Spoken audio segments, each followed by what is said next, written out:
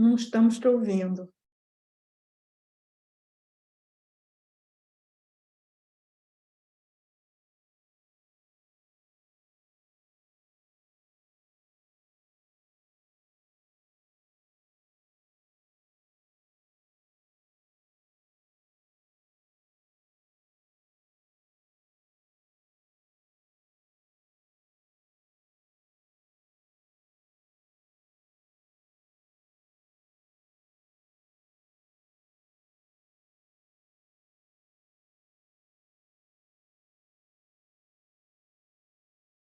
Espera aí, pessoal, não estamos falando ainda, não começou não, calma.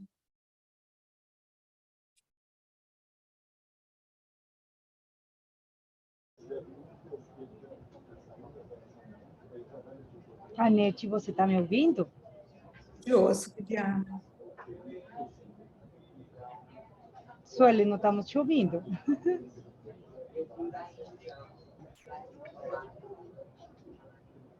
Se você quiser vir aqui. Vê se melhorou, deu? Agora deu. Deu. Tá bom. Então, gente, eu sou Suelen, do Ministério da Saúde. Eu vou ajudar vocês aqui a fazer um apoio técnico hoje nessa roda de conversas. Aí, só para começar, a gente, se vocês notarem, o nosso Zoom mudou um pouquinho. A gente tem agora onde coloca o chat, onde a gente coloca as perguntas, e do lado tem também um quadradinho que é de perguntas, de questões, como se a gente fosse colocar questões múltiplas escolhas aqui. Então, é só para vocês se atentarem, se quiserem fazer pesquisa, para fazer, pesquisa não, pergunta, para fazer pelo chat mesmo, onde a gente já está acostumado, tá? Porque eu recebi algumas perguntas aqui no outro, aí só para não ficar complicado aqui na hora de eu poder somar tudo, pegar tudo que está chegando de dúvida aqui, vão manter, então, as perguntas só pelo chat mesmo. A gente não tem lista de presenças, porque o nosso certificado é emitido automaticamente pela essa plataforma webinar que vocês utilizaram para poder acessar a aula. Quando vocês entrarem nela, no final da aula já vai estar lá disponível. É só clicar em Meus Eventos Anteriores, que fica no cantinho esquerdo da tela, clicar no nome do evento de hoje, e aí já vai aparecer um PDF para vocês baixarem com certificado. Lá também, nesse mesmo local, a gente vai deixar disponível material de consulta, que é, por exemplo, a apresentação. Se a gente utilizar a apresentação hoje, a gente pode pegar a apresentação dos eventos anteriores e deixar lá para vocês poderem ter como material de consulta. E aí as dúvidas vocês vão colocando no chat ou vão levantando a mão. Como é uma roda de conversa, a gente prefere que vocês levantem a mão. E aí a gente vai autorizando, abrindo o microfone de vocês para vocês poderem fazer as perguntas. Agora eu deixo vocês com a doutora Anete e com a doutora Liliana. Boa tarde, pessoal. Eu sou a Anete Traiman, eu sou professora da Universidade Federal do Rio de Janeiro, trabalho com tuberculose, principalmente com prevenção da tuberculose há muitos anos, há muitas décadas, na verdade. Hoje eu estou aqui para conversar com vocês um pouco sobre a avaliação dos contatos das pessoas com tuberculose e o tratamento preventivo da tuberculose. Eu estou aqui acompanhada da Liliana, que é do Ministério da Saúde. Liliana, quer se apresentar? Muito obrigada, Nete, um prazer. Meu nome é Liliana Romero, eu sou médica infectologista, faço parte aqui da Coordenação Geral das Tuberculoses, Micoses Endêmicas e Micobacterias não tuberculosas, né, do Ministério da Saúde. E hoje vamos fazer esta roda de conversa com a finalidade de vocês participar, trazer essas vivências, trazer as experiências e os desafios, né? Porque para isso é o projeto, para poder visualizar o que está acontecendo. Então, eu vou dar aqui o passo para a Anete, que vai fazer uma breve apresentação, falando o alcance, né, e o objetivo do Expand TPT na rotina, porque a ideia é que este projeto faça parte das atividades rotineiras do dia a dia. Então, gente, essa atividade de hoje faz parte desse projeto chamado Expand TPT, que é um projeto da Rede Brasileira de Pesquisa em Tuberculose, da qual eu faço parte, numa parceria com o Ministério da Saúde, com o Centro da OMS da Universidade McGill do Canadá, e ele é financiado pela Parceria Internacional contra a Tuberculose. Assim como tem a parceria brasileira, tem a parceria internacional.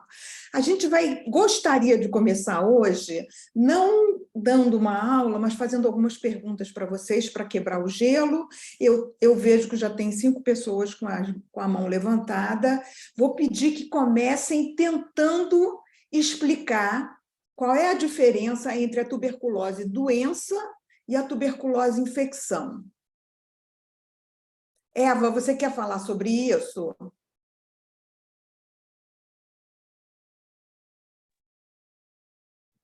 Eva, tenta abrir seu microfone, por favor. Eu vou liberar o microfone de todo mundo que está com a mão levantada, e quem quiser falar sobre essa diferença, pode abrir, fazendo favor.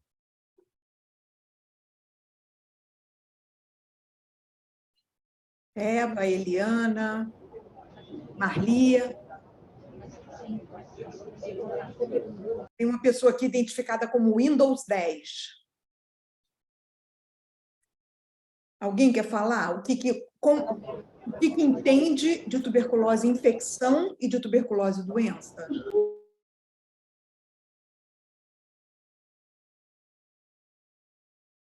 Para vocês falarem, vocês precisam clicar lá no microfonezinho de vocês, que vocês estão mudos e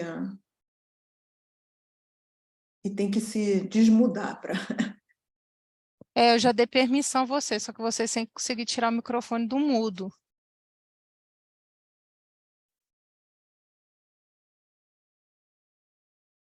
A Simone também, eu tirei do mudo.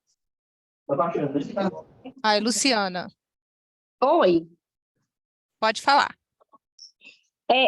Para mim, a diferença entre a tuberculose aí, a doença e a tuberculose infecção, é porque a tuberculose, a doença, eu acho que ela está sendo tratada. Aí ela não transmite mais. E já a tuberculose infecção é porque ela ainda ocorre a infecção entre as pessoas? Ou não? Não é bem isso. Na verdade, a pessoa se infecta com o bacilo da tuberculose e ela tem a infecção. Ela não está doente, mas ela tem uma infecção. Ah, tá bom. Ela pode vir a adoecer no futuro ou não. Se ela Exatamente. adoecer, ela vai apresentar sintomas. Se ela não adoecer, ela não, de uma forma geral, ela não vai apresentar sintomas. Só para acrescentar a fala da Anete, quando nós falamos daquela infecção da tuberculose, é porque o bacilo está adormecido. Ele está aí, adormecido. Ainda não está gerando aqueles sintomas que faz suspeitar de tuberculose ativa. Porém, em qualquer momento poderia desenvolver a doença. Esse é o risco. A diferença da tuberculose doença, que quando já o bacilo que estava adormecido acordou, ele já está em outra fase. E já está nessa fase em que aparecem os sintomas e está aquela replicação, né, da doença. É mais ou menos como ter o HIV e não ter AIDS, não ter a doença ainda, e ter a doença. Mais ou menos a mesma coisa. Como é que eu sei se uma pessoa tem a infecção ou se ela tem a doença? Alguém quer falar sobre isso?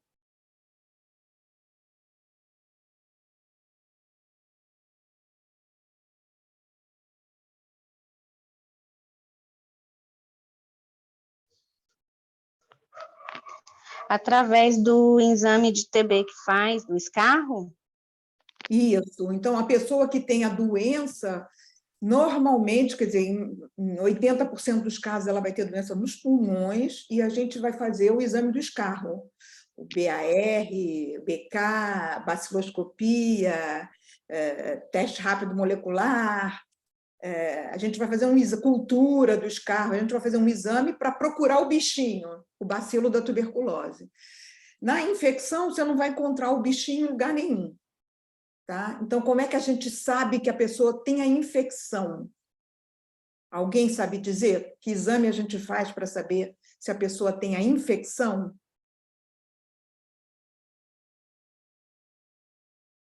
Se não souber, não é grave, porque a gente vai falar sobre isso já já. Ó, tem várias pessoas com a mão levantada, eu estou abrindo os microfones, aí vocês têm que tentar levantar, abrir o de vocês aí. E tem gente respondendo no chat também. Ah, peraí, deixa eu olhar então no chat. PPD, Lida, é isso mesmo. Então, várias pessoas responderam exatamente isso. A infecção latente, a gente fica sabendo por meio ou do PPD ou do Hidra. Uma pessoa com infecção pode vir a adoecer?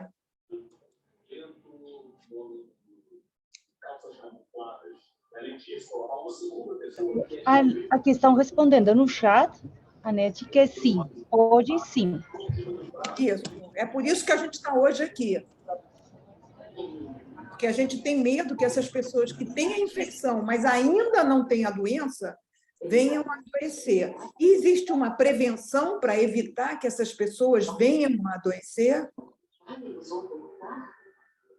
Algum de nós está seguro? Adoro. Aqui no chat estão respondendo sim. Existe medicação, Sim, tratamento por 6 meses, profilaxia. Isso. Então, vamos falar um pouquinho mais sobre isso tudo rapidamente, para voltar a palavra para vocês e a gente poder conversar.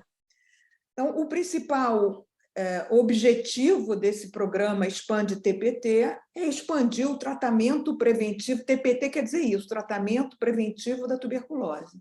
O principal objetivo é expandir o tratamento preventivo da tuberculose com esse regime aqui, chamado de 3HP, que muitos de vocês conhecem, é um regime com 12 doses só, uma dose por semana, durante 3 meses, em contatos. A nossa principal preocupação é contato, embora a gente saiba que existem outras indicações do tratamento preventivo, principalmente pessoas vivendo com HIV. E o que é o contato? O contato é uma pessoa que, nos últimos 3 meses, dormiu na mesma casa por pelo menos uma noite, ou passou pelo menos 5 horas por semana, num mesmo ambiente fechado que uma pessoa que tem tuberculose, doença. Por quê? Porque essa pessoa que tem a tuberculose pode ter transmitido a infecção para o contato. Quem são os casos índice, né? As pessoas com tuberculose que mais transmitem tuberculose? Primeiro, são as pessoas que têm tuberculose na laringe. A tuberculose na laringe é o órgão que permite a gente falar, né? A laringe, a tuberculose na laringe é a forma que é altamente contagiosa. A pessoa elimina muito bacilo quando tosse e, portanto, o risco de quem está junto se infectar é muito maior.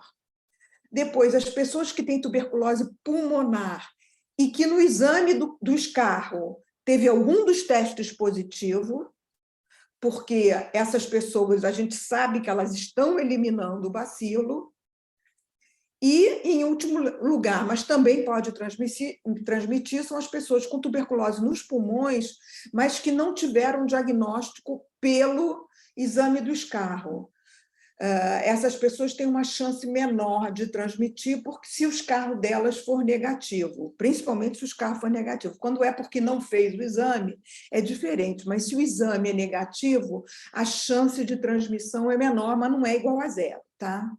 Então, são as pessoas com tuberculose no pulmão e na laringe que vão transmitir para os seus contatos a tuberculose infecção. E por que é importante identificar e examinar esses contatos? Porque elas podem ter se infectado ou podem ter adoecido. Então, existem 2 motivos para a gente avaliar os contatos. O primeiro é saber se elas estão com tuberculose, doença, e o segundo é saber se elas estão com a tuberculose infecção, e nesses 2 grupos a gente vai fazer uma coisa. Quem tem tuberculose e doença, a gente vai tratar a doença, e quem tem tuberculose e infecção e não tem a doença, a gente vai prevenir o adoecimento. Isso é muito importante, gente, porque se a gente continuar só tratando quem está doente, não fazendo nada, com as pessoas que têm a infecção e podem vir a adoecer, quer dizer, evitar que essas pessoas venham a adoecer, a gente nunca vai eliminar a tuberculose. Porque cada pessoa que adoece, ela vai contaminar outras 10. Se eu evitar que ela adoeça, eu posso evitar que a doença apareça nas outras pessoas. Então, é assim que a gente vai conseguir evitar, eliminar a doença do planeta, tá? Então, quem se infectou e não adoeceu ainda tem um alto risco de adoecimento, é isso que queremos evitar. Qual é a diferença entre tuberculose, doença e infecção? Na doença, a pessoa tem sintomas, em geral, ela pode emagrecer, pode ter febre, nós vamos falar um pouquinho dos sintomas. O pulmão delas, em geral, é acometido, a gente vê aqui o terço superior desse pulmão, que é um pulmão que foi para necrópsia, bem diferente da parte de baixo, né? Essas lesões aqui parece que destruíram o tecido pulmonar, e aqui a gente vê uma caverna, que nessa radiografia aqui a gente também pode ver cavernas no pulmão. Tá? Então, o principal órgão acometido na tuberculose doença é o pulmão, mas não é o único órgão. E na infecção?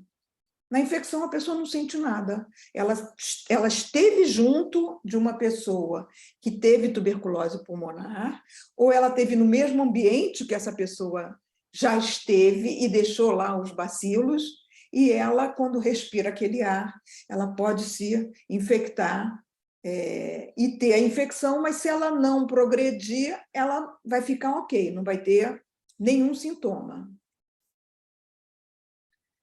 Então, a tuberculose e infecção é quando uma pessoa saudável entra em contato com alguém que tem a doença, tosse, espirra ou fala, e aí ela vai ter 30% de chance de se infectar. Vejam que não é todo mundo que entra em contato com alguém com tuberculose que se infecta, mas 1/3 dessas pessoas se infectam. Dessas pessoas, 10% vão adoecer. Quem são essas pessoas que adoecem, que têm o maior risco de adoecimento? São as pessoas que têm algum problema de imunidade, então são as pessoas que vivem com HIV, que fazem uso de um tratamento imunossupressor, ou as pessoas que se infectaram recentemente.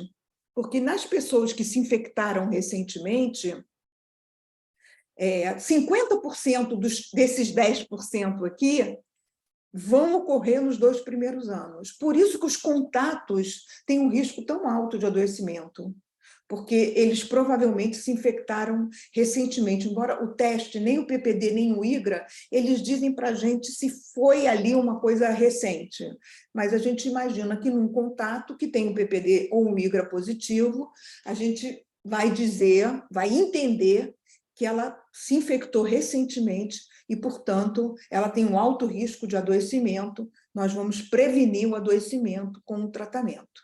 Então, é disso que a gente está falando hoje. A gente não vai falar das pessoas com tuberculose ativa, a gente vai falar das pessoas com infecção, tá? Que têm um risco de adoecer, que não estão sentindo nada, que não transmitem a doença, mas que a gente pode tratar preventivamente para não virem a adoecer. Quais são os sintomas da doença? Tosse, que pode ser seca ou produtiva, escarro com sangue, febre, sudorese noturna, perda de peso. E quais são os sintomas da infecção? Nenhum sintoma. Como é que eu faço o diagnóstico da doença? É como vocês falaram aí, pelo exame do escarro. Posso fazer um teste rápido, posso fazer aqui uma baciloscopia, também esse exame também é chamado de BK, chamado de BAR, enfim, é um exame do escarro que a gente faz um esfregaço ali numa lâmina, faz uma coloração e olha no microscópio. E aqui essas manchinhas rosas são o bacilo de Koch, o bacilo da tuberculose. E o diagnóstico da infecção, como é que ele é feito? Ou pelo PPD, na maior parte das pessoas, é a prova tuberculínica, é uma injeção na pele dessa substância, o PPD, com uma leitura que é feita 48 horas depois. A leitura é o endurado que fica nesse local aqui, uma reação imunológica que a pessoa faz contra os antígenos que foram injetados aqui.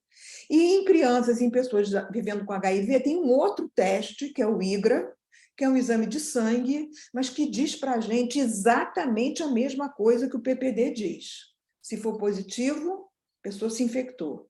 Se for negativo, a pessoa não se infectou.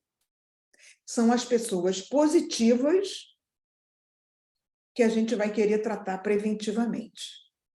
E como é que a gente faz o tratamento dessas pessoas? A doença mesmo, ela é tratada por 6 meses, com 4 drogas, né? Na verdade, a gente dá um tipo de comprimido só, que a gente dá, são 4 comprimidos, né? Durante 2 meses, mas neste comprimido tem 4 drogas diferentes, tá? Tá aqui, até está escrito na caixinha.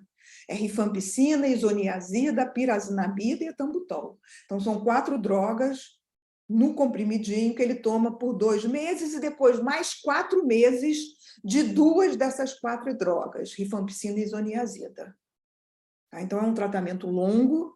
Vocês têm a experiência de acompanhar pessoas que estão em tratamento da tuberculose, alguns abandonam, porque logo que se sentem melhor não querem mais se tratar, às vezes eles têm alguns sintomas tipo enjoo, então não querem continuar se tratando, mas é muito importante para a cura que essas pessoas se tratem por 6 meses. E a infecção latente?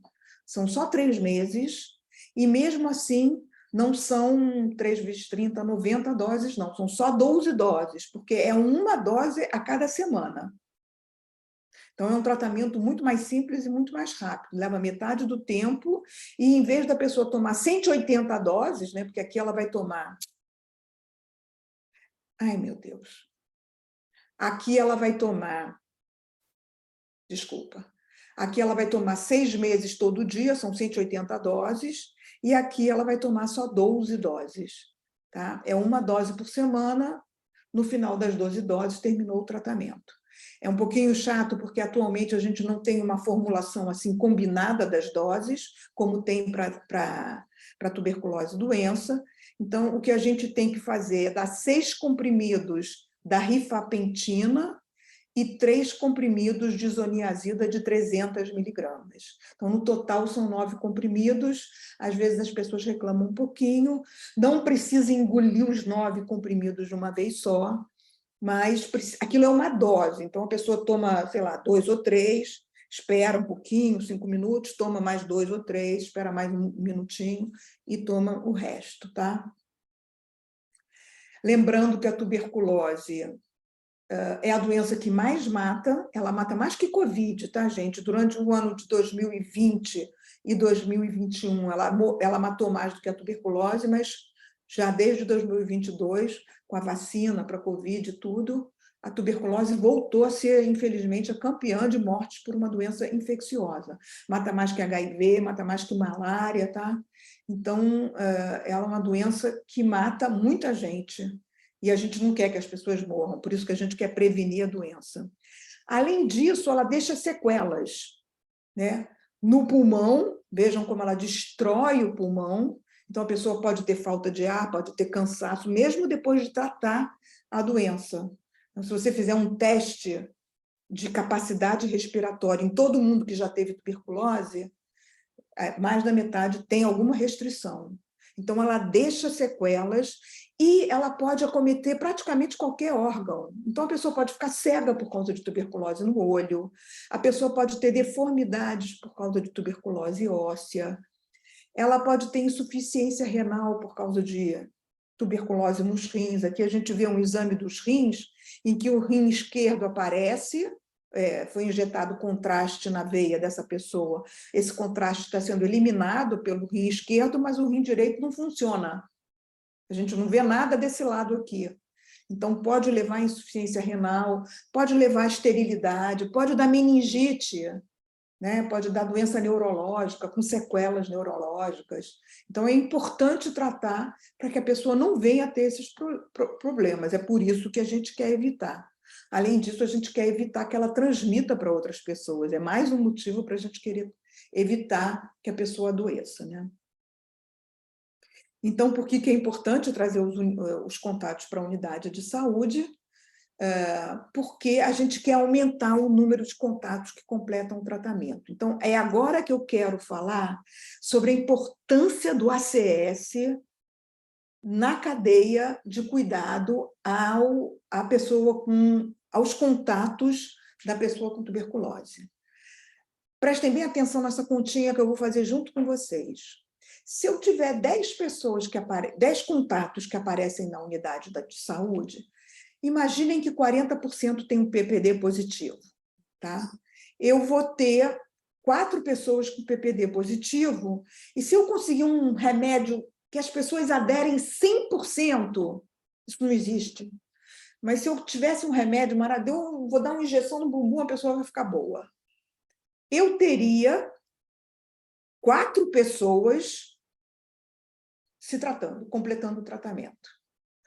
Agora, se eu conseguir levar para a unidade de saúde 100 contatos, com a mesma proporção de PPD positivo, 40%, eu vou ter 40 contatos com PPD positivo. Mesmo que eu tenha um tratamento que não tenha uma adesão tão boa, só 50% das pessoas aderem, completam o tratamento, ainda assim, no final, eu vou ter 20 pessoas que completaram o tratamento em quem eu estou evitando tuberculose. Então, aqui eu tinha 4 e aqui eu tenho 20, mesmo tendo um tratamento com menor adesão.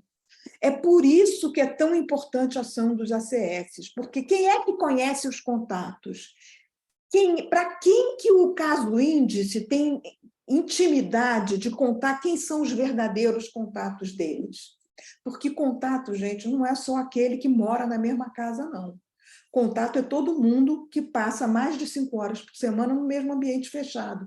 Tem contato no trabalho, tem contato na casa dos outros, a vovó que vem tomar conta de uma criança todo dia, né? Aquele casal que almoça na casa dos pais uma vez todo dia, faz o almoço junto, né? Uma pessoa que vem tomar conta das crianças, uma namorada que vem dormir na casa do adolescente, que tem alguém com tuberculose. Todas essas pessoas, elas não moram juntas, mas elas continuam sendo contato. Então, quem é a pessoa em quem o caso índice tem mais confiança? É no médico?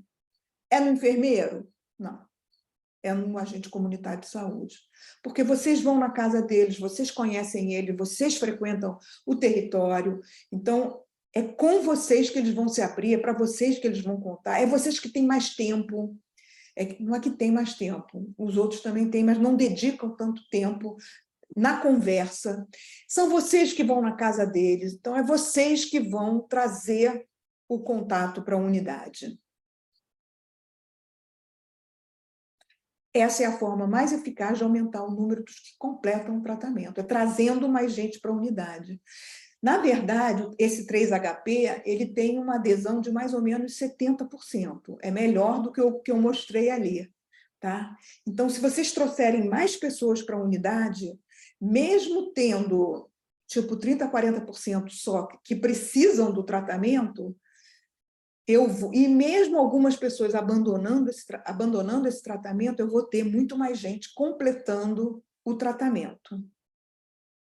Então, como é que vocês vão identificar o contato? Vou dar algumas dicas para vocês. Primeiro, é importante tempo e privacidade. Não dá para perguntar, por exemplo, se a pessoa tem um amante sem uma privacidade, sem estar sentado num local fechado, até fora do ambiente familiar, né? Sem o casal, né? Junto, sem o cônjuge junto. É importante a privacidade, né? Para explicar a importância da avaliação, para descobrir quem ele visitou e quem o visitou nos últimos 3 meses e que o paciente se sinta confortável e sem pressa.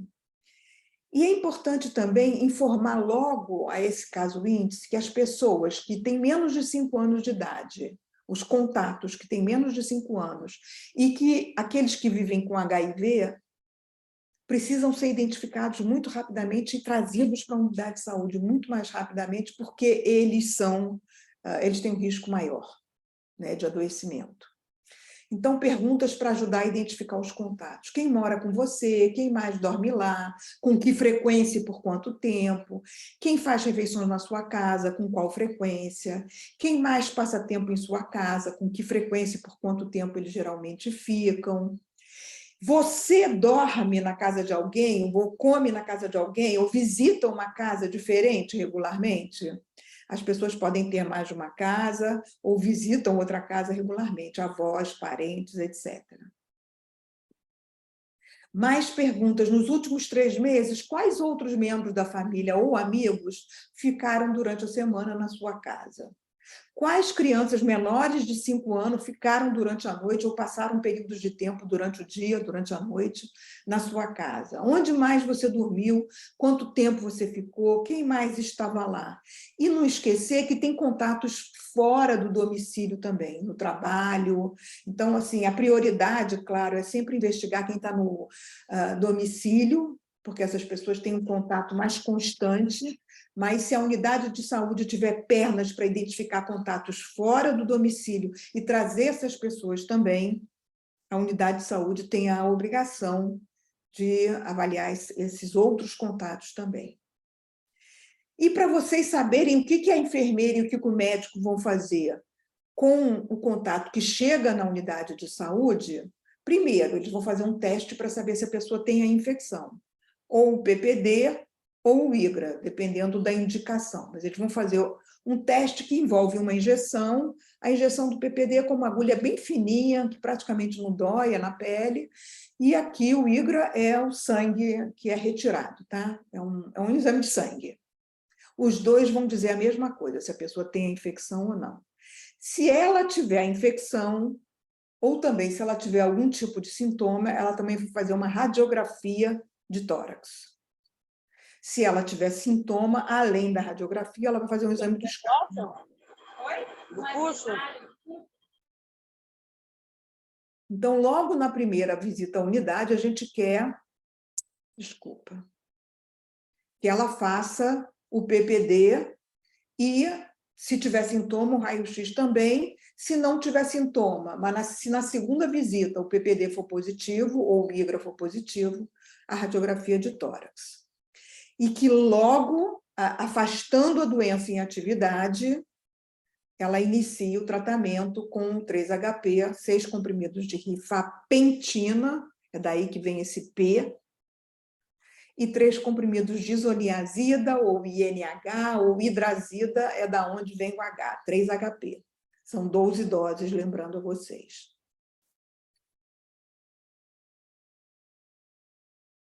A pessoa pode ter eventos adversos? Pode. Qualquer remédio dá evento adverso, mas o 3-HP é muito bem tolerado, muito melhor tolerado que o tratamento da TB e que o tratamento preventivo antigo, que era com 6 meses de isoniazida. Tá? A rifapentina pode dar alergia, principalmente na pele, né? Com coceira, vermelhidão. Isso se trata com um antihistamínico, com remédio, um antialérgico. Pode dar enjoo ou diarreia, aí a gente muda um pouquinho o horário da medicação. E a rifapentina não pode ser usada em crianças de menos de 2 anos, nem em mulheres grávidas, não porque ela está contraindicada, mas é porque a gente não foi estudado nessas populações, então é melhor não usar. A gente não tem certeza da segurança da rifapentina em crianças de menos de 2 anos e em mulheres grávidas. E a isoniazida, ela pode dar lesão no fígado, uma hepatite medicamentosa. Os sintomas disso são vômitos, a pessoa pode ficar amarela. A pessoa ficar amarela, vocês mesmos já podem dizer, para de tomar o remédio e levar para a unidade de saúde, tá? Se for enjoo, em geral, o médico vai querer saber se é uma lesão do fígado ou se é só uma intolerância gastrointestinal. E se for uma intolerância gastrointestinal apenas, o médico vai passar também, vai mudar o horário da medicação, vai passar um Plasil, um remedinho para o enjoo e vai melhorar. Então, o que a gente precisa de vocês? Que identifiquem os contatos, que convençam os contatos que eles podem, mesmo não sentindo nada, estarem infectados e que é possível evitar que essa infecção venha a se tornar um adoecimento, que vocês agendem logo o PPD para a primeira consulta na unidade e que vocês acompanhem essas pessoas para ver se aderiram bem ao tratamento ou se estão tendo algum evento adverso, algum efeito colateral. O que a gente recomenda na falta do PPD? Algumas populações têm o IGRA disponível. Para aqueles que não têm o IGRA disponível, vocês vão agendar a radiografia e todos os contatos de menos de 15 anos e todas as pessoas vivendo com HIV vão receber o tratamento preventivo, mesmo sem ser testado. Tá? Então, era isso que eu queria conversar com vocês, mas essa é a parte menos importante. A parte mais importante é o que vem agora. A gente queria debater com vocês, saber quais são as dificuldades que vocês vêm enfrentando. Vamos falar, nós somos hoje, vocês são 713 pessoas. Então, quem quiser falar, quem quiser ou fazer uma pergunta, ou compartilhar uma experiência, dizer se já tratou, se já acompanhou algum paciente usando o 3-HP, como é que tem sido a experiência, se é melhor do que com a isoniazida. Enfim, quais são as dificuldades na unidade de vocês, e a gente está aqui para conversar sobre isso hoje, sobre a infecção latente. Então, quem quiser falar... Anete, quero te contar que o chat está bombando. Eu fui respondendo algumas perguntas aqui, em simultânea, mas acho interessante fazer aqui a colocação de algumas delas, algumas experiências que também colocaram, e assim tu pode fazer uma abordagem melhor quanto às estratégias de intervenção. Então, primeiro, só para que todos estemos cientes, informamos que o PPD já chegou, ele está, neste momento, almoxarifado do Ministério da Saúde, e nossa expectativa é que ele comece a ser distribuído aos estados a partir das próximas semanas. Então, é questão de logística, esperamos que já o próximo mês esteja disponibilizado nas diferentes UBS. Isso para as perguntas que fizeram aqui no chat, porque foi bem repetitiva. Por outra parte, aqui estão falando, Anete, que uma pessoa gostaria de saber o que poderia levar ele a desconfiar se a pessoa tem a infecção, se ela não sabe muitas vezes se teve ou não teve contato com uma pessoa com doença. Ótima pergunta. Um quarto da população mundial está infectado. A gente não vai sair testando a população inteira.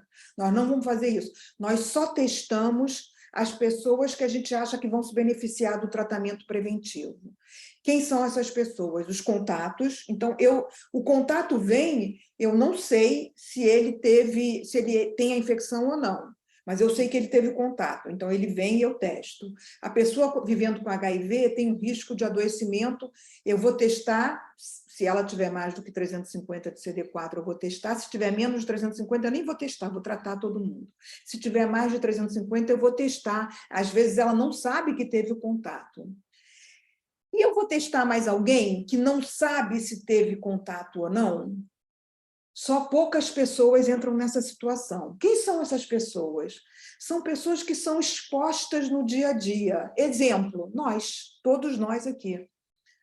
Não sei se algum de vocês já fez o teste, o PPD, mas eu, por exemplo, tive tuberculose, doença, tá? O profissional de saúde, ele se expõe diariamente a pessoas com tuberculose. Muitas vezes ele nem sabe que se expôs. Às vezes ele até sabe que se expôs. Então, o que a gente recomenda para o profissional de saúde? E também recomenda em outras situações de exposição profissional. Que situação é essa? Pessoas que trabalham nos presídios, porque nos presídios também tem muita gente com tuberculose, infelizmente. Então, esses profissionais também se expõem muito. Então, em pessoas que trabalham em instituições de longa permanência, em profissionais de saúde, em pessoas que trabalham em presídios, a gente recomenda fazer um PPD todo ano. Se o primeiro PPD for positivo, eu não vou saber quando essa pessoa se infectou, correto? Eu vou saber que ela tem a infecção, mas não vou saber se é uma infecção antiga ou se é uma infecção recente. Se ela não tiver imunodepressão, eu não vou tratar, porque eu só trato a infecção recente, ou seja, nos contatos, ou a infecção em pessoas que são imunodeprimidas. Senão, eu não vou sair tratando 1/4 da população. Então, essas pessoas, profissionais de saúde, os profissionais muito expostos, se o primeiro PPD for positivo, a gente só acompanha para saber se nos 2 anos seguintes ela vai desenvolver a doença ou não. Se ela for negativa, eu vou fazer um outro teste todo ano. Do primeiro para o segundo teste, ou do segundo para o terceiro, enfim. Se para o teste anterior houver um aumento de mais de 10 milímetros, a gente chama isso de conversão da prova tuberculínica, viragem da prova tuberculínica. Nesse caso, a gente vai propor o tratamento profissional de saúde. Então, é importante que o profissional de saúde faça esse teste anualmente e a gente...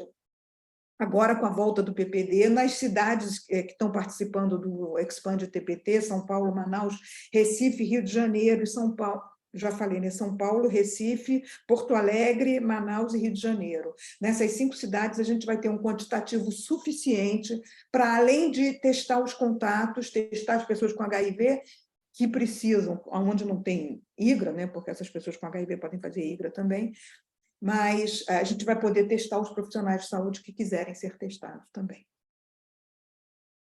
Quer complementar? Beleza, Nete.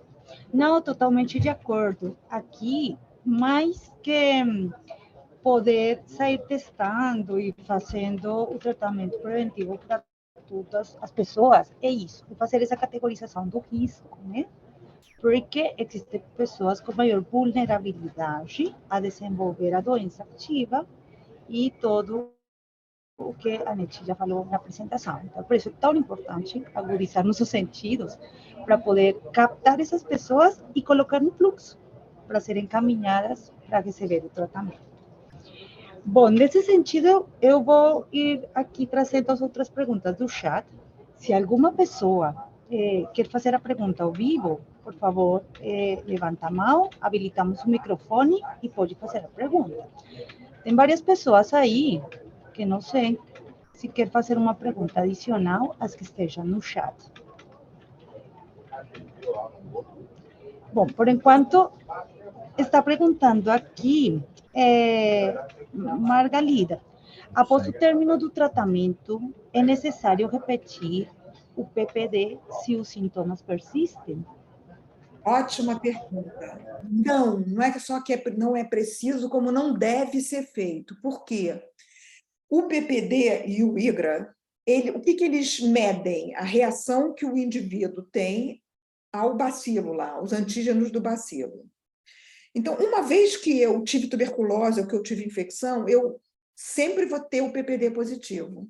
Então, uma vez que o PPD é positivo, a gente não repete o PPD. Vejam que quando eu falei em profissionais muito expostos, eu falei logo, se for negativo, a gente repete. Só se for negativo, se for positivo, a gente não repete o PPD. Tá? Eu não espero, após o tratamento, a gente não faz PPD em quem tem tuberculose doença, a não ser em criança. Mas eu não espero nem quem tem a doença, quem tratou a doença, nem quem tratou a infecção, que o PPD reverta, passe de positivo para negativo. Tem uma pergunta também, se todo mundo deve fazer, se todos os profissionais de saúde devem fazer. Sim, porque a não ser o profissional de saúde que não trabalha com gente. Mas todo profissional de saúde que trabalha com gente, ele... Mesmo que não trabalhe no setor de tuberculose, não está escrito na testa de ninguém se a pessoa tem tuberculose ou não. Né? Então, todo mundo está exposto à tuberculose, principalmente os ACS. Por quê? Porque os ACS eles vão na comunidade, eles vão na casa da pessoa. Eles podem se expor, além de se expor na casa, na comunidade, na igreja, no bar, né? Então, assim, os índices, a prevalência de tuberculose na população, na comunidade é muito alta no Brasil, né?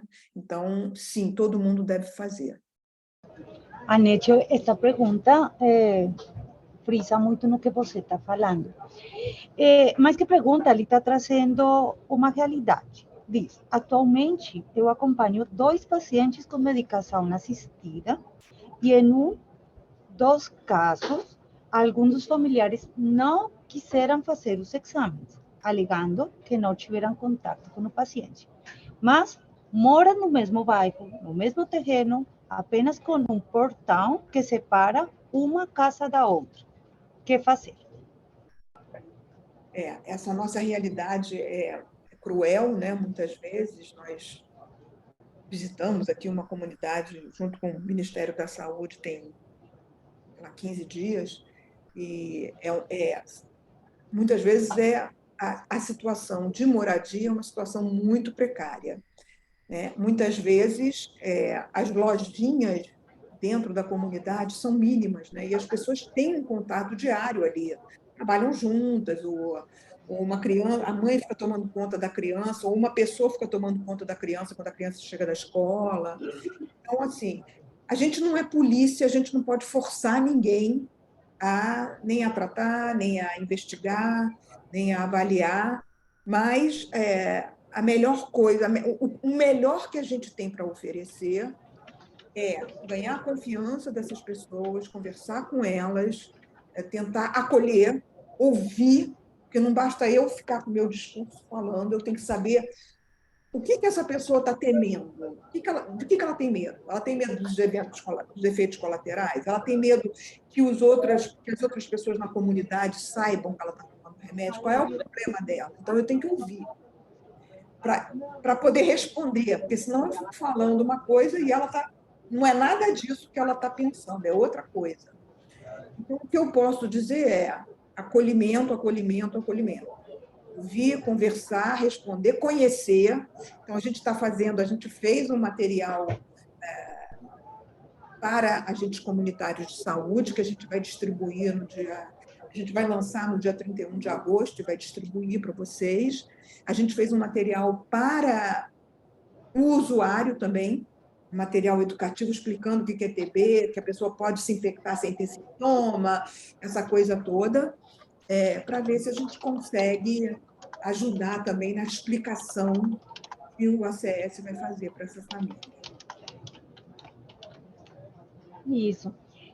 Algumas das pessoas que têm a mãozinha levantada quer falar? Marli, Simone, Rosane, Priscila. Todo mundo que está com a mão levantada, gente, eu já abri o microfone. Se quiser tentar falar aí, pode. A gente está... Lili, tem uma pergunta aqui do Erivan, que ele já fez várias vezes. Deixa eu só ler ela. Peraí. Com relação à vacina BCG, pessoas que não tomaram na infância têm um risco maior de desenvolver a doença na forma grave? Depende. Se for uma criança, o risco é maior. Em adultos, a proteção é menor da BCG, tanto que a gente não recomenda, se a pessoa não tomou na pequena infância, a gente não recomenda se vacinar depois. Mas a BCG protege um pouquinho, mas não muito. Tá? Ela não protege, ela protege pouco contra a infecção e ela protege pouco contra o adoecimento. A gente sabe que ela protege bem contra formas graves da tuberculose, como você mencionou, né? Meningite, tuberculose disseminada, tuberculose miliar, mas ela não protege o suficiente para a gente ficar tranquila. A fulano tomou o BCG, então não precisa fazer tratamento preventivo.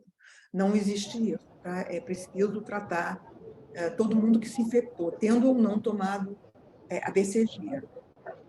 Eu vi uma pergunta também, eu vi uma pessoa dizendo, eu achei ótimo, que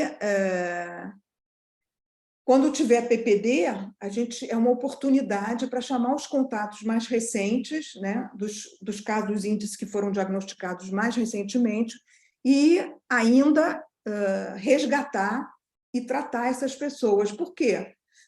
Como eu falei para vocês, o risco de adoecimento é nos 2 primeiros anos depois do contato, depois da infecção. Então, se ela teve contato há 3 meses, ainda vale a pena ela vir no sistema de saúde, fazer o PPD, e, se for positivo, fazer a radiografia e, uma vez a radiografia normal, fazer o tratamento preventivo. Anete, aqui está Simone falando para nós que sobre os profissionais da saúde fazerem um exame, sempre tive essa dúvida, pois este profissional já tratou vários pacientes com tuberculose, incluso neste momento está tratando pacientes com tuberculose, e ela fala que nunca foi no passado realizado exame para detecção da infecção latente. Então, o que fazer agora? Sim, em outras capacitações no passado, muitas pessoas disseram isso, nunca foram testadas, nunca é tarde, né? Acho que estará disponível, né, para todos, é até uma boa forma para capacitar quem ainda não sabe fazer a prova tuberculínica, convidar profissionais de saúde para serem testados, porque sempre tem a indicação de fazer nos profissionais de saúde.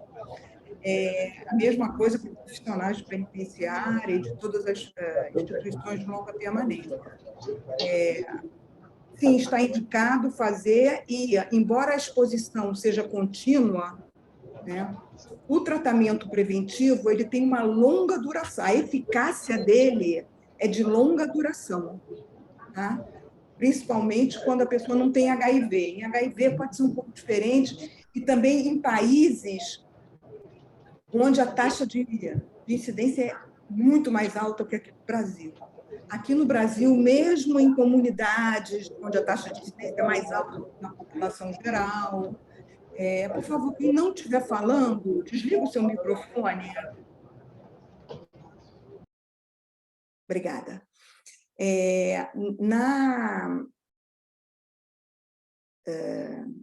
Sim, a proteção conferida pelo tratamento preventivo é de longa duração. Então, vale a pena se tratar. Você vai continuar se expondo, é verdade. Não é impossível ter tuberculose depois disso, mas é difícil, é improvável. Então, sim, mesmo para quem continua tratando de pessoas com tuberculose, vale a pena fazer o tratamento preventivo. Nas condições que eu falei. Isso, nessas condições. No nosso manual existem bem esses fluxos, porque até a leitura da prova tuberculínica para esta população é diferente, né? O ponto de corte para a população geral é de 5 milímetros. Aqui, para a população que tem maior risco pela exposição, como somos profissionais de saúde, temos o ponto de corte de 10 milímetros e temos que ser muito cuidadosos com essa leitura da segunda prova para efeito booster, né? Que também aparece aí como um falso positivo. Então, nunca é tarde para fazer a prova tuberculínica e os demais exames de prevenção na população de maior risco e continuar fazendo os exames periódicos, porque o fato de este ano fiz a prova tuberculínica, não foi positivo, não quer dizer que não vai dar positivo daqui para frente. O ideal é, já conhecendo estes fluxos, poder fazer de forma rotineira, cada ano. E não só para os profissionais da saúde, também aqueles profissionais que estão expostos a longa permanência, onde existe maior vulnerabilidade, né? Aqueles asilos, aquelas pessoas profissionais que trabalham com a população privada de liberdade. Então, é caso a caso que temos que avaliar.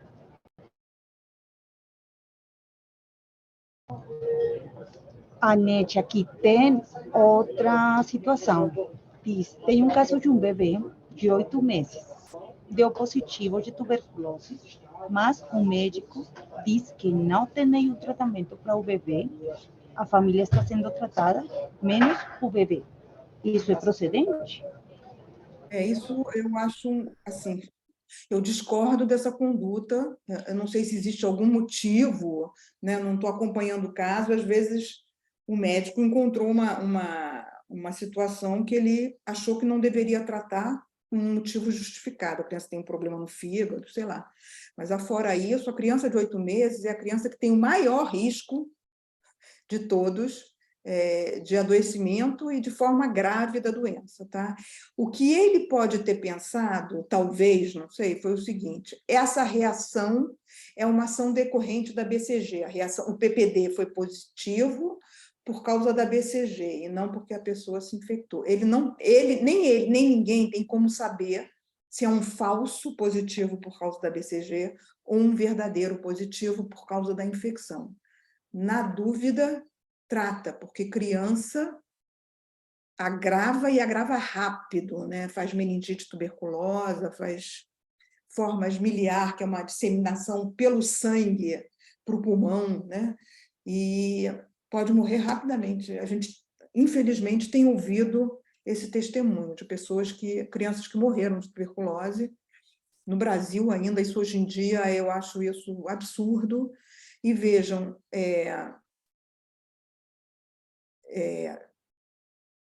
uma criança que pegou tuberculose, ela pegou de alguém, gente, não veio do nada. Provavelmente ela pegou em casa. Então, assim, é muito importante avaliar todos os contatos e priorizar os de menos de 5 anos, inclusive os de menos de 2 anos também. Tá? Incluso aqueles bebês, né, que são nascidos, que estão em contato com bacilífero dentro de casa, eu tenho que começar o tratamento o mais pronto possível, 3 meses de tratamento de quimioprofilaxia. E depois fazer a prova tuberculínica, né, para poder determinar se vai se beneficiar com a BCG ou não, de acordo com esse resultado. Então, nesse sentido também, aqui tem algumas perguntas e fala, e então, o que fazer se eu não tenho disponível prova tuberculínica, não tenho disponível IGRA, que posso fazer? A prova tuberculínica vai estar disponível novamente. Em algumas unidades de saúde, a prova tuberculínica não é feita porque são unidades onde tem poucos casos todo mês de tuberculose. Então, se você abrir um frasco, você tem que usar em 3 semanas.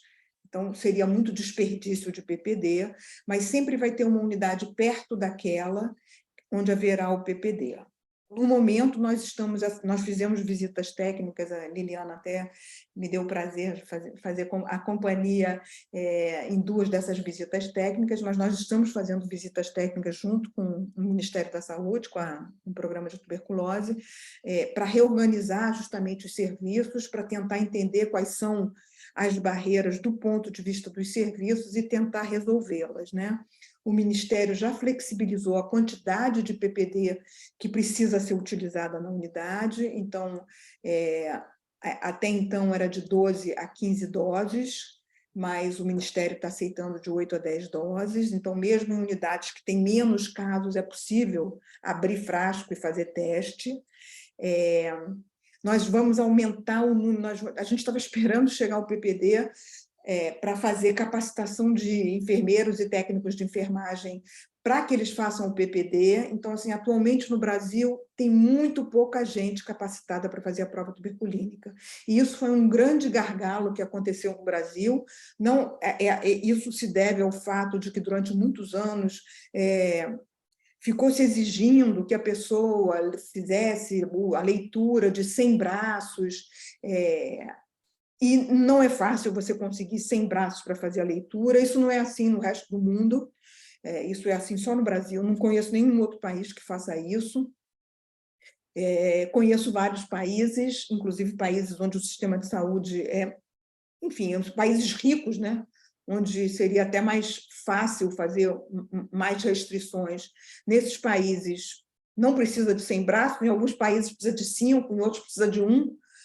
Então, assim, não faz sentido esse rigor excessivo para dizer que uma pessoa pode fazer em serviço a prova tuberculínica. A gente exige, sim, sem braços e concordância de 80% com o leitor, para uma pessoa virar capacitador, para ser certificado pelo Ministério como um capacitador, né?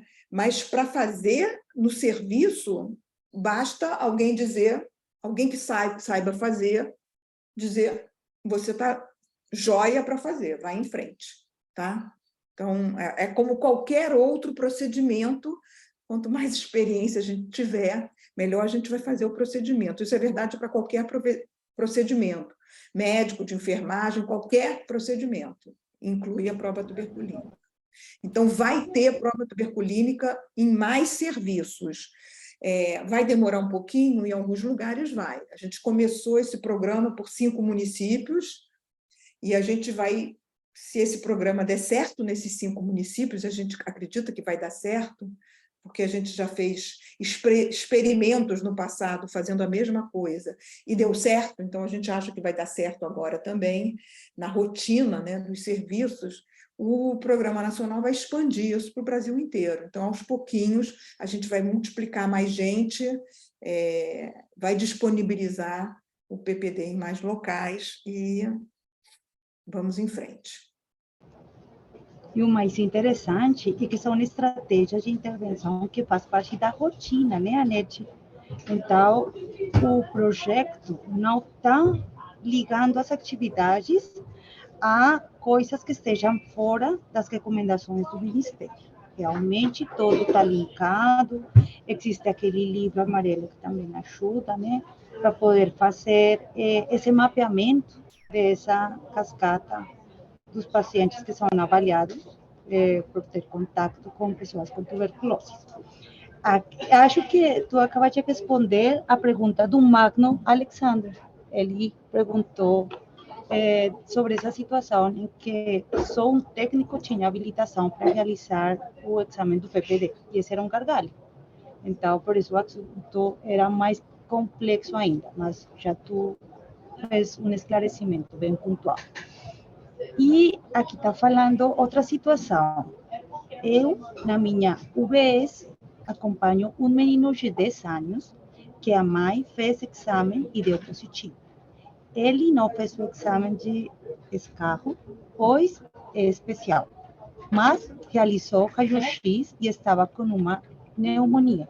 E pelo fato da sua mãe ser positivo, a médica resolveu tratar ele também, mas com um medicamento com miligramas diferente do adulto. Essa seria uma experiência de uma pessoa que não tem como tomar o escarro, né? Mas que fez toda a avaliação do contato com a mãe, o raio-x mostrou essa pneumonia, Anete. Olha, normalmente, quer dizer, essa pneumonia pode ser uma pneumonia tuberculosa ou não. Eu não sei. Tuberculose. Eu não estou acompanhando para saber, mas, de qualquer forma, se o diagnóstico de tuberculose foi suspeitado e o médico decidiu tratar, a criança vai fazer o mesmo tratamento que a mãe. A única diferença é que a formulação é diferente. No Brasil, a gente, desde 1 ano e meio atrás, ou 2 anos, nossa, essa pandemia me atrapalhou. Desde antes da pandemia, a gente tem disponível no Brasil a formulação infantil, né, de comprimidos dispersíveis. Então, o que é entregue para a mãe e para a criança é diferente, mas o que tem lá dentro é a mesma coisa. RHZE, 2 meses, depois RH, 4 meses. O tratamento é o mesmo. Aqui também tem uma pessoa perguntando se um contato de uma pessoa com tuberculose ganglionar, assintomático, um raio-x normal,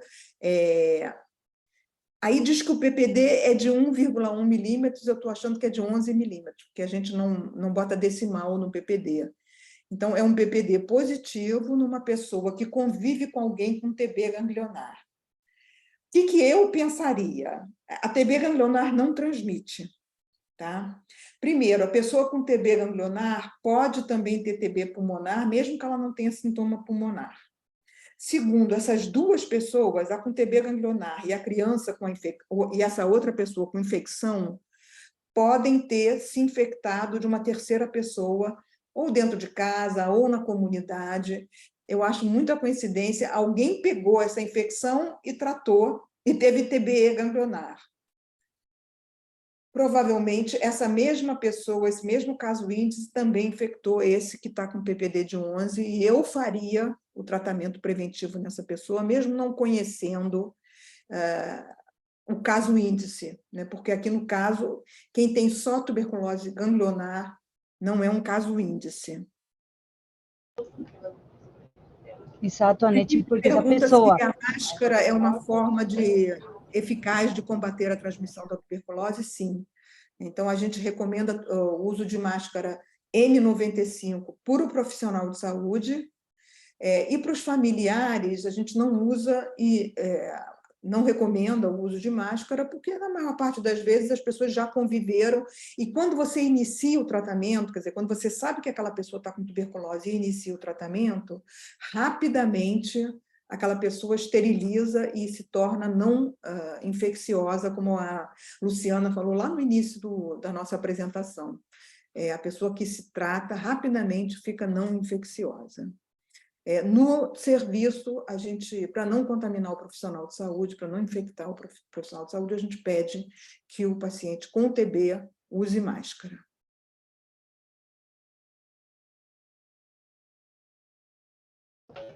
Aqui pergunta a Leisa Carlos de Miranda.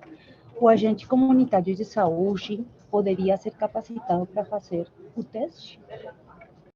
Infelizmente, não pode. É uma ótima pergunta, seria excelente se pudesse, mas como é considerado um procedimento, o ACS não pode fazer. Só o técnico pode, assistente de...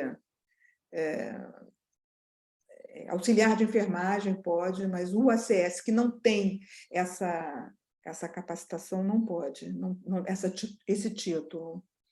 Alguém pergunta, a Sabrina, desculpa, pergunta de quanto em quanto tempo tem que fazer o PPD, é de ano em ano, se o anterior for negativo.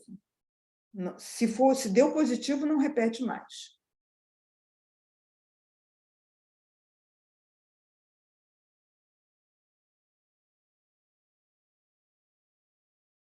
Tem mais perguntas? Se alguma pessoa quer falar diretamente, por favor.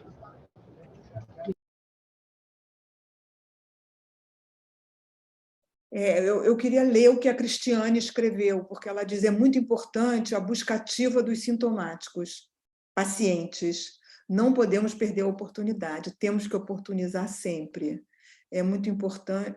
depois, de novo, eu concordo. É uma oportunidade de encontrar pessoas com a doença e é uma oportunidade de encontrar pessoas sem a doença, mas com a infecção, em quem a gente vai prevenir a doença. É para isso que a gente faz a avaliação de contato, com esses dois objetivos. Seria interessante haver mais campanhas informativas sobre o tema nas comunidades. Nem todos os laboratórios dispõem desse tipo de exame. O PPD ele é feito na unidade de saúde, o IGRA, de fato, é feito nos laboratórios. A gente está... Os 5 municípios dos quais a gente está falando tem laboratórios onde é feito o IGRA, com a exceção de Porto Alegre, por enquanto, mas também será corrigido isso em breve. Olha, tem alguém dizendo que em Biquinhas, Minas Gerais, Manu, não temos o teste de PPD. Temos que deslocar a cidade próxima, que leva 2 horas de viagem. É o caso de capacitar alguém na unidade para fazer o PPD, ou de fazer assim, uma viagem de alguém da cidade próxima, pelo menos uma vez por semana, para fazer o PPD em todos os contatos, agenda para, sei lá, uma vez na semana, e todo mundo vai na segunda-feira fazer o PPD, por exemplo, e alguém vai lá, porque realmente você botar uma pessoa para fazer um PPD a 2 horas de distância, uma pessoa que não está sentindo nada, a gente não vai nunca conseguir fazer isso de forma eficaz, né? Então, é preciso encontrar soluções locais, soluções que permitam que isso seja viável, né? Assim, pedir para todo contato ir para uma cidade a 2 horas de viagem, ir e voltar, e depois ir de novo para fazer a leitura, isso é muito complicado. Nete, acho importantíssimo esclarecer esta dúvida que coloca a Rebeca. Ai, a Rebeca está perguntando se é factível que a tuberculose seja transmitida pelo uso de copos, talheres. Então, importante frisar na resposta. É preciso separar copos, talheres, pratos e outros utensílios do paciente com tuberculose? Não, não precisa separar esses utensílios porque a tuberculose não se transmite pelo uso deste tipo de alimentos. A tuberculose realmente se transmite pelo fato de tossir e essas gotitas de fluxo ficar espalhadas no ambiente, que tem maior população e você inalar o vazio. A Ângela faz um comentário também muito interessante, ela diz, eu acho muito importante a roda da conversa, fazer sala de espera na unidade com a população, porque quanto mais pessoas informadas, melhor. É isso aí, a informação é tudo, é uma ferramenta poderosíssima, a gente vai distribuir muitos, eu pedi para fazer 10.000 exemplares de um folhetozinho para a gente distribuir para a população, então vocês vão poder usar e conversar, não adianta dar um papel na mão da pessoa, né, porque a pessoa vai jogar fora. O importante é conversar, é se oferecer para explicar, né? Então, por isso que é também importante que vocês estejam capacitados e informados também, para poder transmitir a informação. O Magno diz que na cidade, no laboratório em que trabalhei, apenas um técnico tinha habilitação para fazer o exame do PPD. A gente... No Sistema Único de Saúde, o PPD é feito na unidade de saúde, não em laboratório. Tá? E essa é a grande vantagem do PPD sobre o IGRA, é que pode ser feito ali onde está a pessoa, não precisa a pessoa ir em um outro local, tirar sangue, né? É onde ela foi atendida, e a gente tem insistido muito, onde a gente está indo, visitando, que o enfermeiro, ou, enfim, a pessoa que acolhe o contato, já faça o PPD na primeira visita. Se ela não souber fazer, ou se ele não souber fazer, se esse profissional que acolhe não sabe fazer, pede para o colega fazer, e a gente quer que nas unidades tenha mais de uma pessoa habilitada para fazer o PPD. A Nete aqui está falando, Jéssica, quais são os critérios que devemos considerar para descentralizar o PPD para mais municípios na minha região de saúde? Todos os municípios devem ter acesso, independente da demanda ser alta ou baixa? Ou vai depender da situação, porque continua sendo mais sensato encaminhar para algum município próximo? Eu não entendi a pergunta, se deve encaminhar a pessoa, se não tem PPD no município, para encaminhar para o município próximo? Isso, ela está falando, primeiro, existem alguns critérios que devemos considerar para descentralizar o PPD para mais municípios na região de saúde. Por quê? Porque todos os municípios devem ter acesso independente da demanda ser alta ou baixa. É a segunda pergunta. Ou vai ser dependendo da situação. Continua sendo mais sensato encaminhar para algum município mais próximo. Vai depender muito da avaliação, né? Do território. Isso. Vai depender muito dos contatos que cheguem. Incluso, nas visitas que a gente fez, nesses municípios, chamou muito atenção, porque algumas unidades básicas de saúde tinham horários marcados para as pessoas fazer a prova tuberculínica. E isso terminava restringindo, porque a pessoa chegava e, como não estava no horário certo, ou no dia certo, tinha que voltar. Além de voltar para uma leitura depois de 72 horas. Quando nos colocamos isso para o contexto onde estava acontecendo este tipo de estratégias, vimos que era interessante deixar mais dias, né, disponível, fazer a prova tuberculínica, com a finalidade de fazer a leitura nas 48 horas. Porque isso vai dar uma margem, que se a pessoa não chegasse nas 48 horas para fazer a leitura, tínhamos um dia a mais, para poder procurar essa pessoa e fazer a leitura. Então, é interessante, talvez, tirar essas barreiras de acordo com a realidade do território. E esse diagnóstico situacional, Jéssica, vai depender muito do conhecimento que vocês tenham da população. Por isso, os agentes comunitários de saúde, que hoje estão aqui participando, são tão importantes, porque eles são os que vão trazer essas características próprias dessas pessoas. Depende muito da distância, depende muito da disponibilidade dos recursos. Já, novamente, o próximo mês vamos ter abastecimento de prova tuberculínica, então, colocar a que realmente fique operativo dentro da rotina. Essa é a ideia. Por isso, não existem critérios, não existem. O critério vai depender da realidade local. Tem muitas perguntas muito interessantes aqui. A Jéssica pergunta se, para a aplicação do PPD, podemos considerar a experiência do profissional da aplicação da BCG. É exatamente a mesma técnica, uma injeção intracutânea. Então, é só saber aonde que faz, né? Saber explicar para o usuário por que está fazendo aquele teste, que ele tem que voltar lá daqui a 48 horas, etc. E muito mais difícil do que a aplicação é a leitura, né, do endurado, mas você pode ter um profissional que faz a aplicação e um outro que faz a leitura. Então, todo profissional que sabe fazer a BCG, em princípio, sabe fazer a aplicação da prova tuberculínica, uma injeção intradérmica, não tem nenhum mistério. Depois, o BSC Daniel pergunta se existe alguma forma jurídica da pessoa que se recusa a tratar. Não existe. O tratamento preventivo não pode ser, a gente não tem como obrigar, né? A gente tem como explicar, a gente tem como acolher, tentar compreender quais são as dificuldades, mas não tem como obrigar a pessoa a se tratar.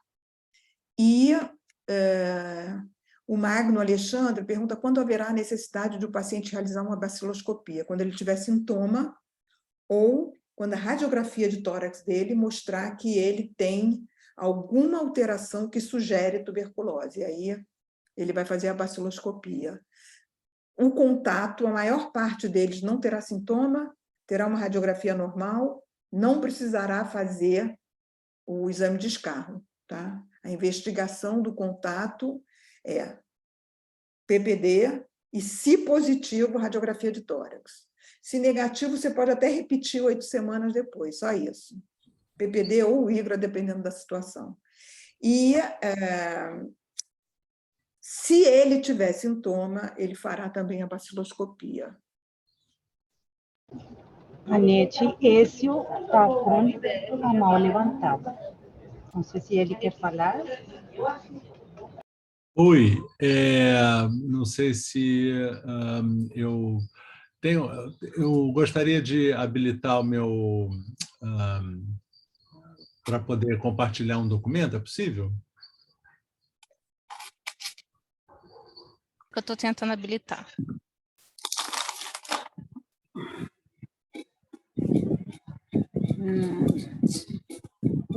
Você pode explicar o que é? Deixa eu apresentar. Gente, você quer se apresentar? obrigado. Bom, eu não estou com a câmera habilitada também, mas só está a minha cara feia aí, mas tudo bem. Eu queria enfatizar o que a Anete já falou hoje, que no dia 31 de agosto, às 11 horas da manhã, horário de Brasília, para as pessoas de Manaus, ou seja, 10 horas da manhã para o pessoal de Manaus, a gente vai fazer uma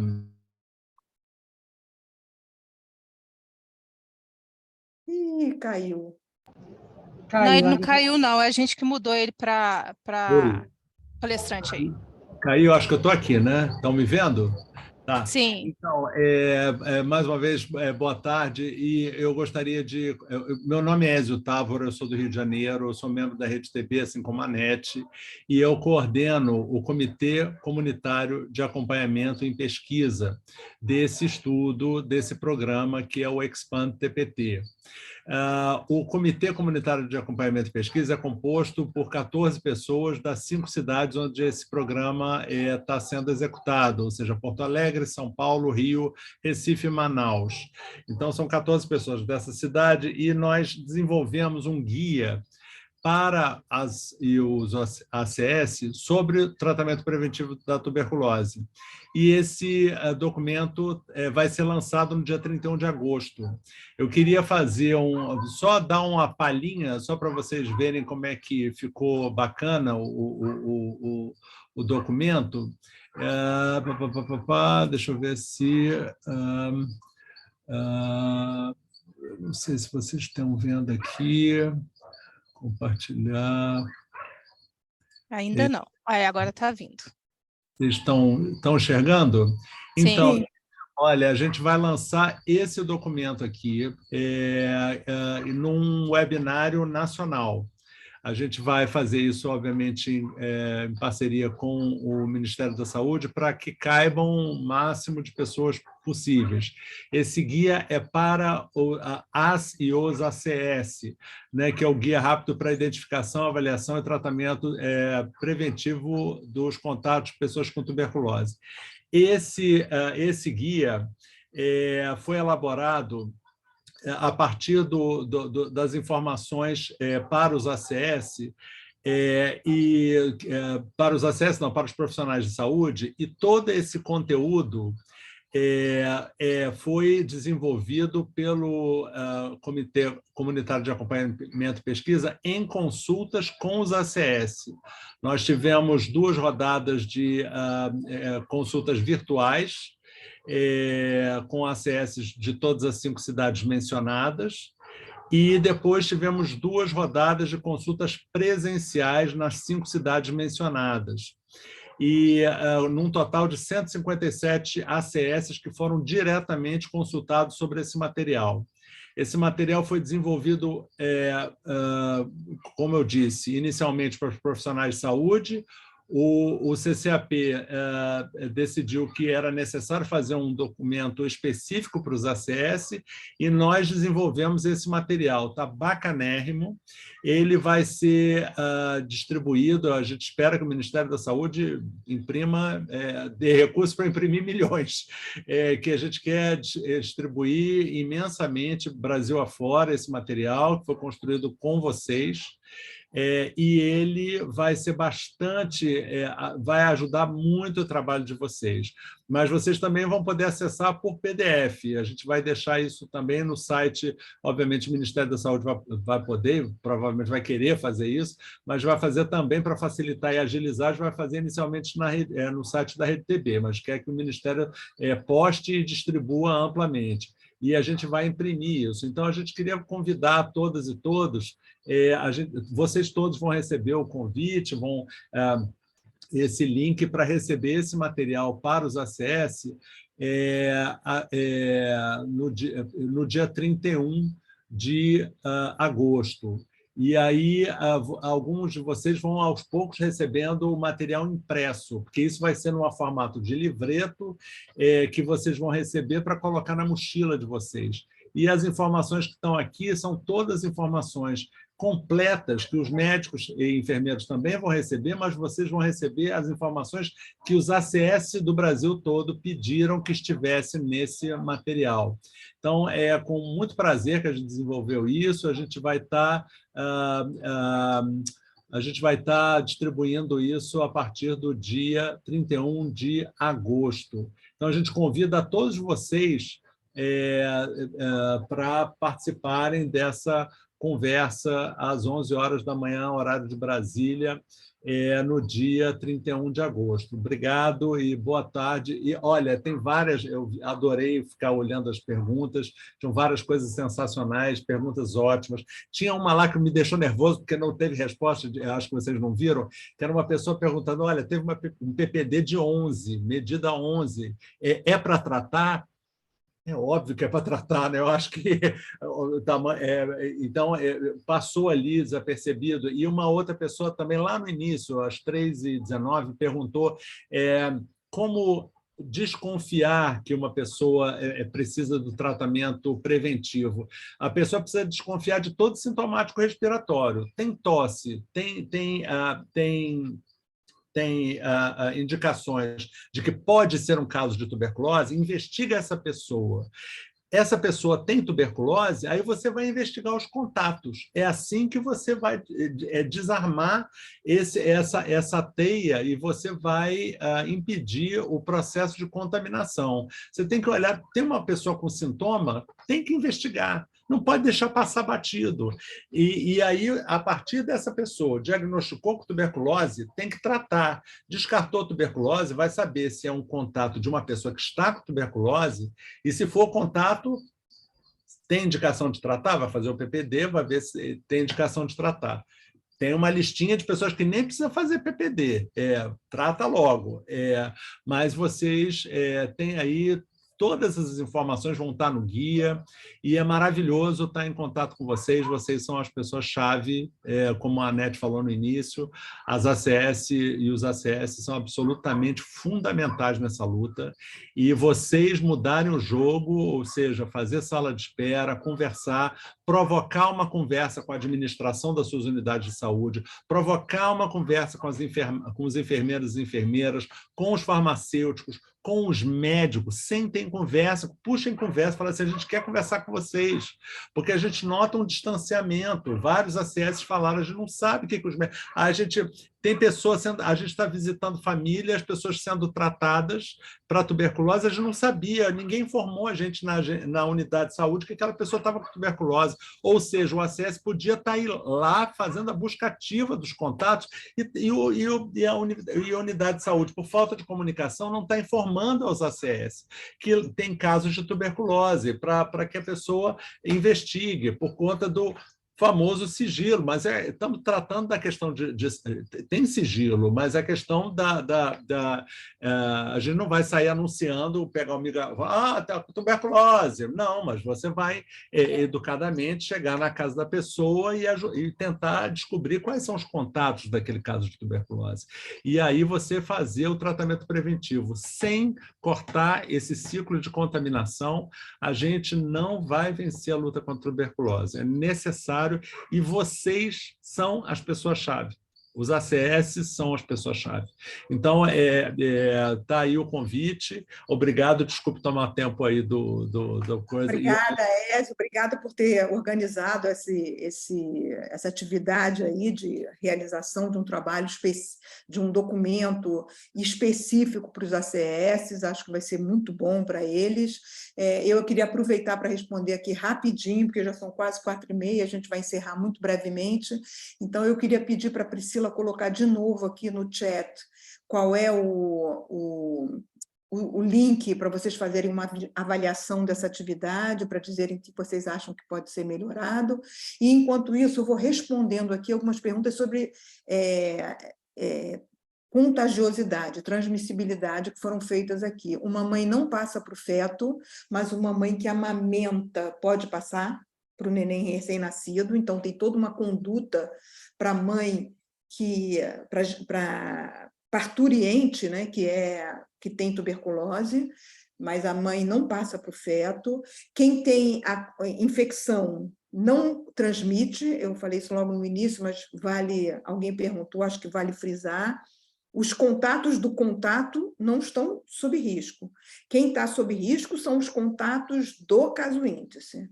A tuberculose óssea ganglionar não transmite, tuberculose em outros órgãos que não sejam pulmão ou laringe, em geral não transmite, a não ser que tenha tuberculose pulmonar associada.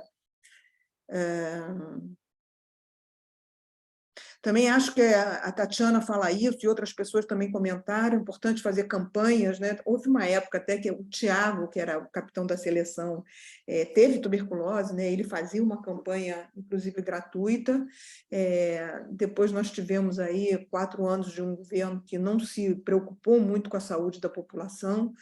Então, sem querer entrar na discussão política, houve um problema de priorização, e agora nós, de novo, estamos com um ministério preocupado com a tuberculose, que criou uma comissão, inclusive, enfim, o governo federal criou uma comissão interministerial para cuidar da tuberculose e de outras doenças determinadas socialmente, com o objetivo de eliminar essas doenças até 2030. Faltam só 7 anos, o taxímetro está ligado e a gente tem que fazer o nosso dever de casa. Nosso dever de casa, no caso, qual é?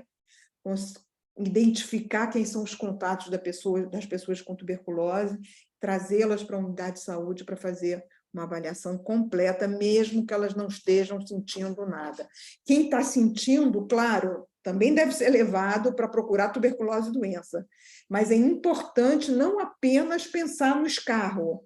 Pessoa que não está sentindo nada, não tem escarro, tem que ir na unidade de saúde para fazer o PPD, e se o PPD for positivo, fazer radiografia de tórax e iniciar o tratamento preventivo. Agora temos um tratamento muito bem tolerado, o 3HP, são só 12 doses, dá pouco efeito colateral, a adesão é muito melhor, a gente tem visto isso no sistema de informação do Ministério da Saúde, a gente tem visto que cada vez mais pessoas estão tomando o 3HP e menos estão tomando o esquema antigo de 6 meses de isoniazida, e cada vez a adesão vem sendo maior do tratamento preventivo.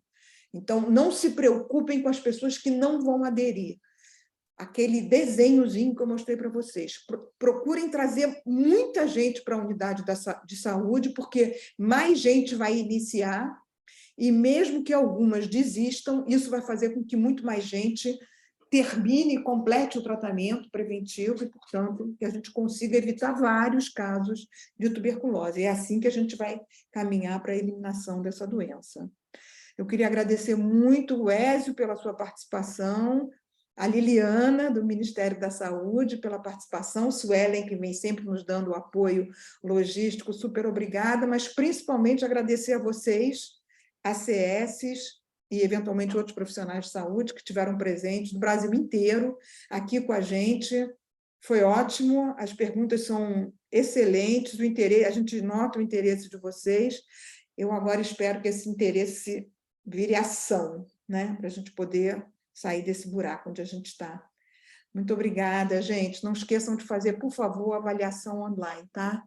Muito obrigada. Pessoal, Anete, só para encerrar, pessoal, lembrando para vocês que a declaração de participação fica disponível na plataforma webinar. É a mesma plataforma que vocês acessaram hoje a aula. Você, do lado esquerdo da sua tela, no lado de cima, vai ter lá meus webinários anteriores, meus eventos anteriores. Clica nele, acha o nome do evento de hoje, clica no evento de hoje, vai ter disponível tanto a apresentação quanto a declaração de participação. Vocês saindo agora, a declaração de participação já vai estar lá pronta, e a apresentação a gente insere ela daqui a pouquinho.